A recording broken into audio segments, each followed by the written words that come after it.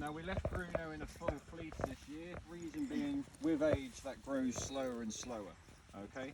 So he's now 15, getting on to 16, and we were just hesitant that it wouldn't grow back in time for winter. The good thing with the Suri fleeces, when it's windy, when he runs around, his fleece moves, okay? So unlike the Hokkaias, if the wind hits the Hokkaias, their fleece won't move at all. So that's the good thing with the Suris. Then we've got Carlos. So he's my alpha. He's in charge of the herd. He's the big boss, sometimes known as the grumpy one. Oh. But he's absolutely lovely to people. He's just a bit mean to other alpacas. There's always that hierarchy. Yeah. But he's a good boy. Ricardo, a rescue that came to me about 8-9 months ago. He was living on his own, bottom of the garden, didn't have a name. So he's come to end his days with us and he's settled in really, really well. Oh, cool. Fingers crossed I might get him walking one day. Fingers crossed. Then you got my celebrity boys. So we've got Galahad and Clifton. These are the boys that do my care home visits, school visits, turn up to your house on your birthday. Oh. I've got weddings. I've done 3 weddings this year. They've Get got away. black bow ties and everything. So we do all sorts of stuff. They were on ITV Weather. We were supposed to do Come Dine With Me a couple of weeks ago as well. But unfortunately COVID knocked that out. Yeah. The sheep were getting fed. Last but not least, we've got little Diego. Now, everyone thinks Diego's my youngest. He's actually my oldest. Oh, wow. So Diego is about 17 and a half now. Now, the reason he's smaller is he didn't get what he needed as a baby. You can see his arch back, bowed front legs. So he's fully retired. What you'll notice is I've got about four boys that are either lazy or retired, basically. They just don't want to do it. But as I say, they're my pets first and foremost. So. Now, herding them up, I've got my orange rope on me, so they're going to know what the time is. If they were really playing hardball, and what you'll see at most farms is they'll use this rope, one big line, and you'll walk up behind them. So I'm just going to give them a little bit of a hint, but they should go straight in. They're probably in Sunday mood, which is...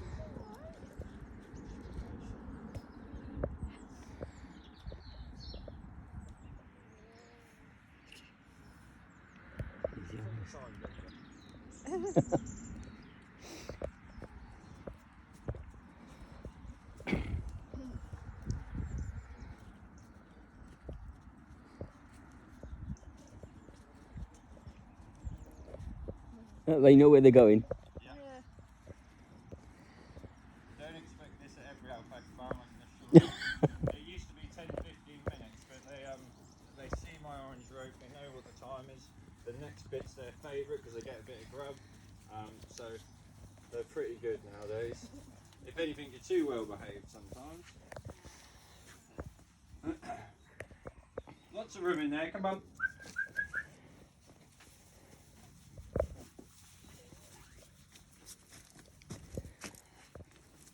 Good boys, well done. There you go. Oh, damn, he's locked us in. Right,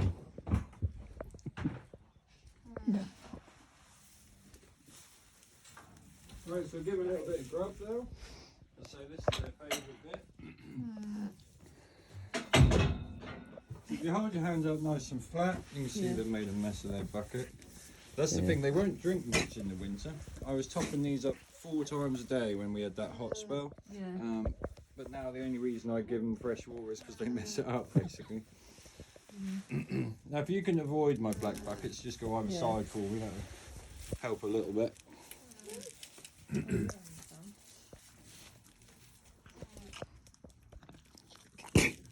See what I mean? Yeah. Telling them off. Yeah. So Bruno's actually only just started eating out of hand the last couple of weeks. So we'll try and keep on top of that if we can. He's doing really well.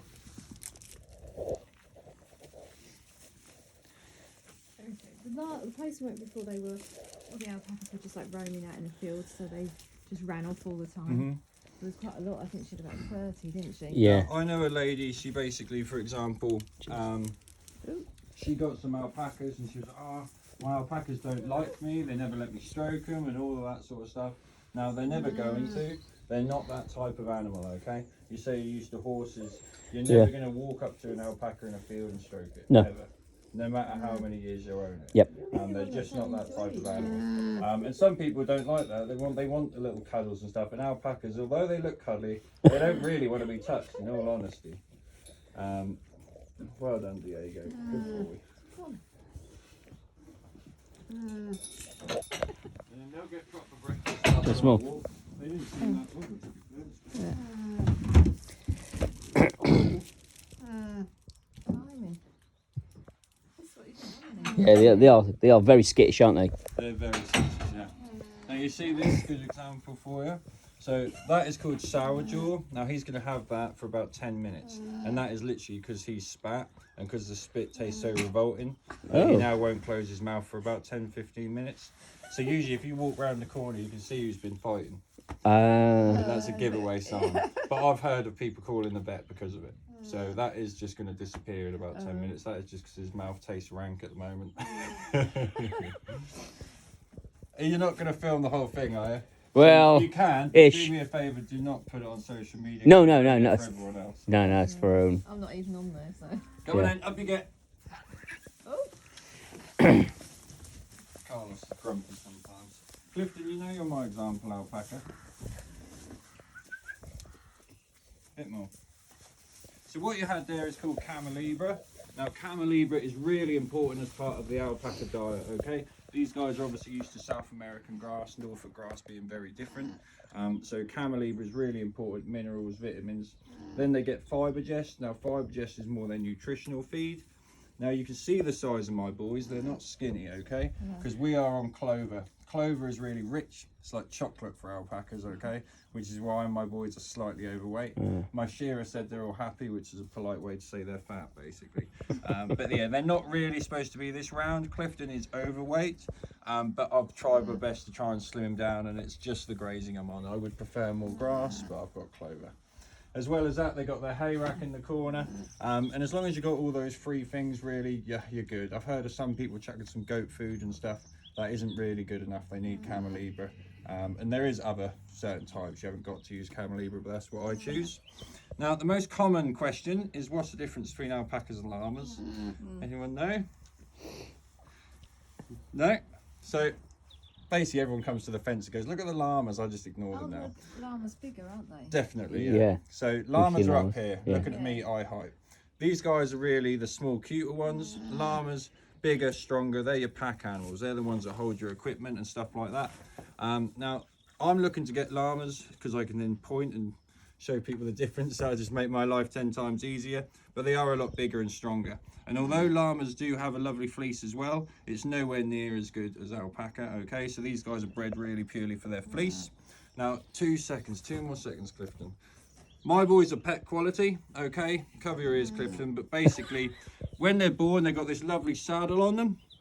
And then with age, it starts to fray.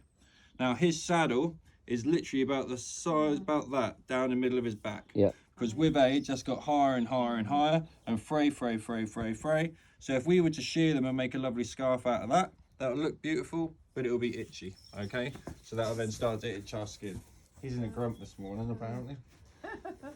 So yeah, that's why my boys are pets. Believe it or not, we've got the one dedicated alpaca mill in pretty much the whole of Europe, is in Akel, which is about 20 minutes from here, right, which yeah. is just bizarre. But I took a bag of Clifton's fleece and she very politely told me it wasn't good enough. So, but that is why the pets. So again, you're looking at different price ranges for different types of alpacas. Pets on average of around £1,000. You can go as high as 20,000. You know, it does get crazy. You start getting champion winners and all that sort of stuff. It's kind of a knock-on effect. Now, we kind of try our best to use our fleece for felted items. Now, I know you wouldn't be seen wearing this in public. Little flat cap that my mum made me out of 5 of my first boys.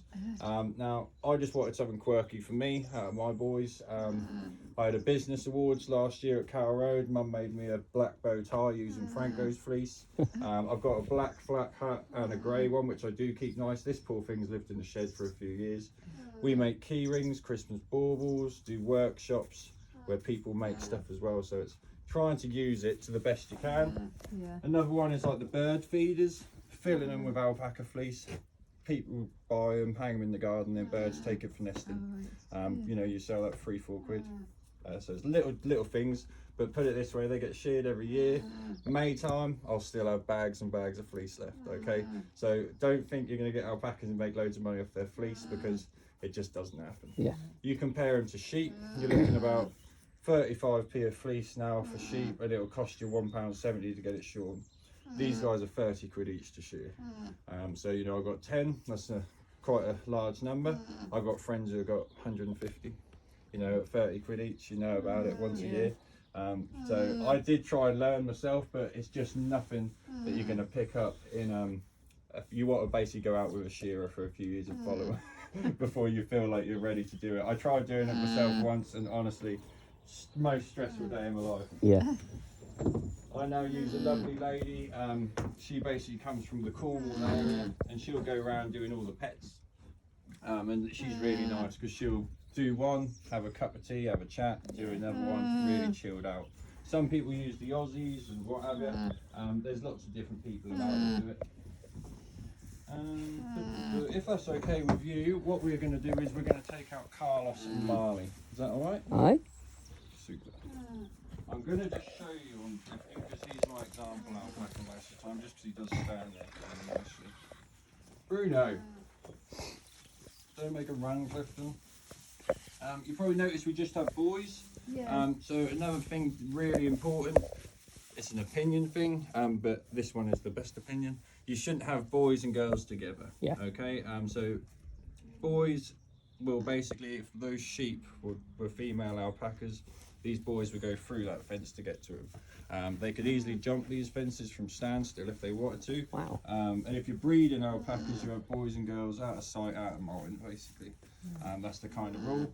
Marley is my only castrated male, the rest are entire, and I would never put Marley in with females either. They can cause infections and still harass them and all sorts of stuff. The mating process isn't the kindest for the females, so it's best that they're just kept separate. Magic number is 3, so you shouldn't have less than 3. Reason being, people will have 2 and they'll think, oh, they've got friends, it's fine. And it is fine until something happens to one. And then they can literally, they're so soft, they can die from heartbreak and depression.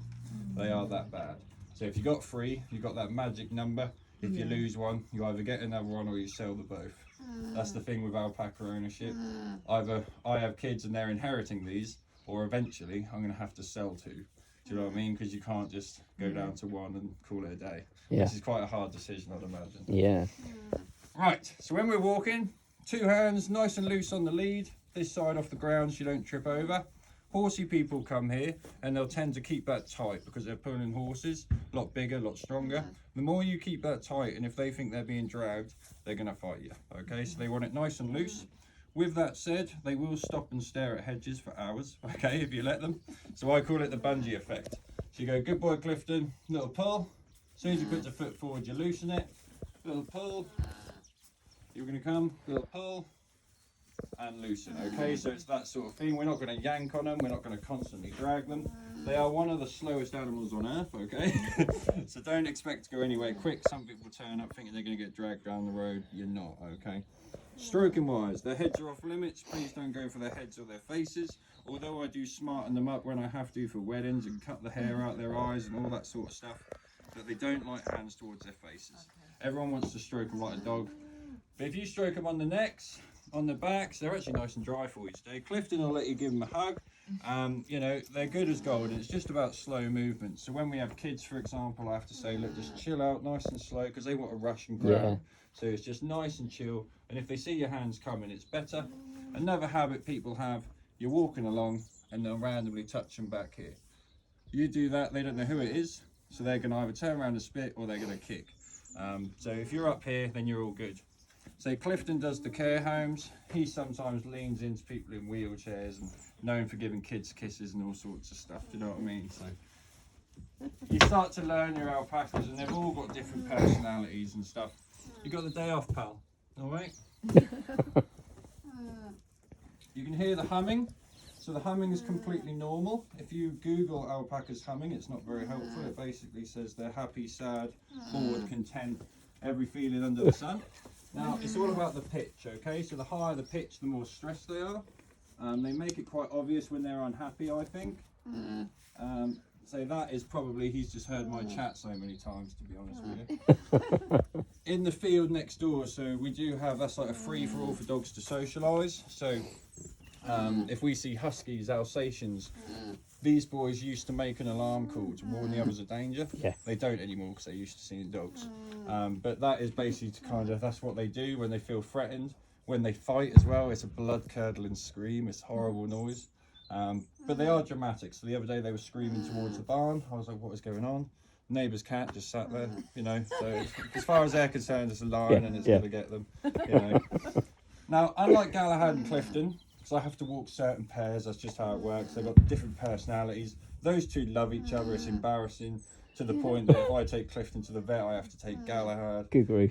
Whereas Carlos here, he, if anything, thinks it's annoying going out with the others. He is the kind of alpaca that would just rather come with me and sit in a beer garden, to be honest with you. He's hard as nails as Carlos. Come to Marley. So Marley came to me from Hilly Ridge in Suffolk. Now Joe thinks that a previous owner possibly messed up putting his halter on or whatever. He now doesn't like to be touched around the face at all. So what we've worked out is, Clifton, you got the day off, pal. Other way, please. You're not going to get cued today. Good boy. So with Marley, he's also my biggest and strongest alpaca. So what we try and do is get him cued up. So if he gets cued on his own, and then what I can do is, instead of being out here and trying to wrestle his halter on, I can put my arm over here, this over here, and then we're on. Okay, so it's nice and unstressful for everybody. Yeah. I have tried that out there before, and literally he's just pushed me over. So he is absolutely, he's about 93, 94 kilograms, and he's pure muscle. You see my alpha, look how much smaller he is. And that is because of personality. Marley's a bit of a pushover, but he's very strong, okay? Pure muscle, isn't you? You've got a lovely mullet. Yeah. Right.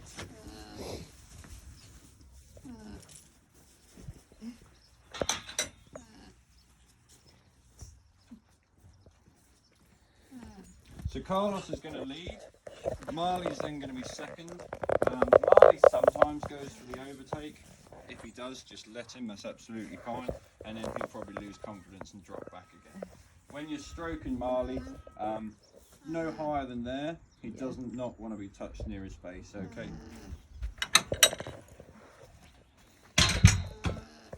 Who's going to take Carlos?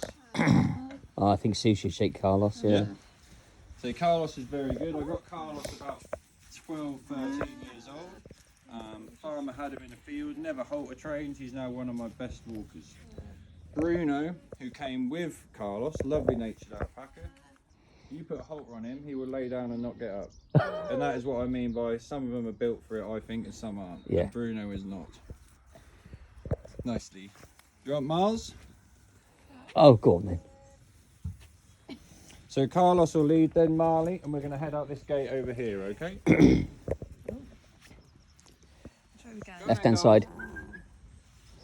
Am I going this side? Yeah, left hand side. So give him a slight tug and then release it. That's it. That's Once it. you got moving, you're all good.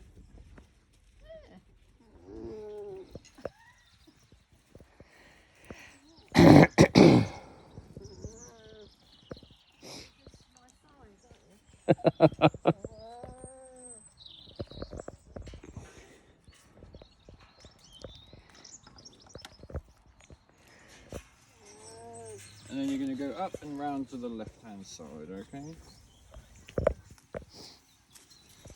Well done, Marley, good boy. When it comes to eating, please don't let them eat any trees or hedges. Grass is absolutely fine. So there's lots of poisonous for our packers, so I don't like to risk it. Yeah.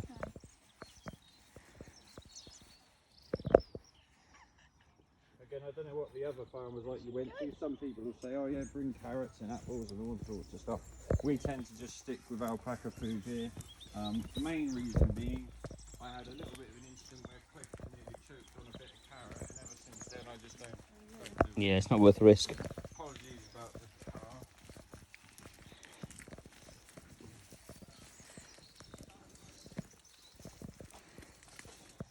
Both happy? Yeah.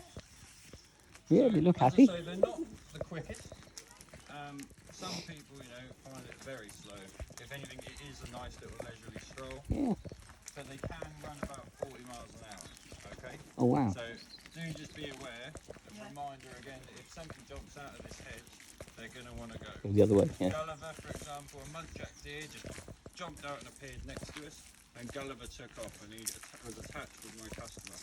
And that is my rule, okay? These are my beloved pets. Don't let go of them. You're more than strong enough to hold them. All right?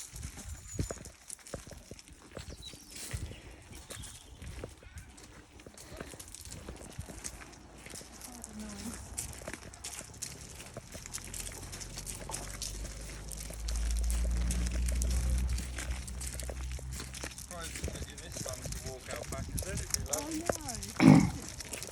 We just kept going to campsites where there's some, Yeah.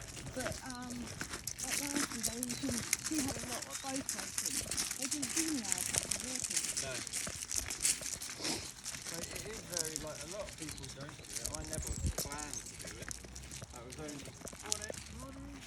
only when I kind of got to know my animals and felt comfortable and found the right walk that I chose to do it. But again, you got different. You guys could leave here today and go do another one, and it'll be different. Different person leading it, different alpaca personalities, different walk. Come on, Carlos. Again, there's no rivalry with alpaca or anything. Where you going? Where are you going? You're leading, darling. I just it, go I- where You he's can going. come round this way, or you can just cut across the grass, whatever way you want. He's looking at the chickens, really. They're very nosy. You'll notice they're very inquisitive. They act like they've never been out before. Stayed at where we were camped up in the van, on the other side of the fence, and yeah, they just kept coming up and listening. Yeah. They're really fascinated about dogs as well. Yeah. They like They are inquisitive animals, but they're like fearful. It's a weird Yeah. job, really. But that's the campsite for Centre Force here, this paddock.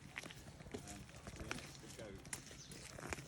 But when there's different tents and all that sort of stuff, we do have to stand there and be nosy, you know. They like to check it all out. And that's like, they're sometimes known as guard animals as well. So I had about 13 chickens live free range in that paddock.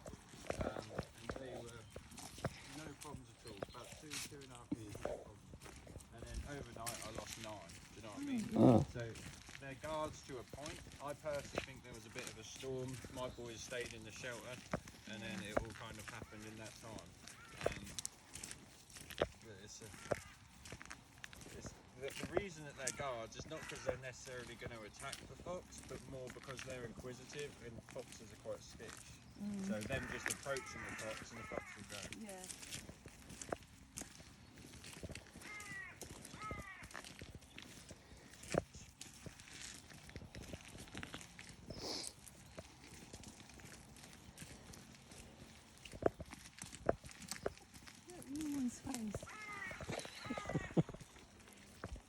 They do look like, where are we going? Where are you leading us, don't they? Like, where are we going? I'm sure they've been down here a million times, but like, where are we going? They're always looking out for danger.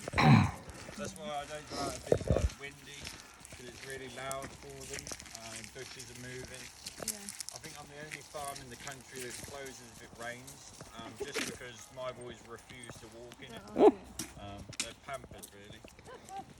Now we're just on the road for 2 minutes. If a car comes, we just pop to the side, let them pass us. They're very good. A couple of boys, you know, I've had them through Wyndham Town Centre before. We usually, touch wood, don't see much traffic. So. And you can hear how soft-footed they are. Yeah. Yeah. And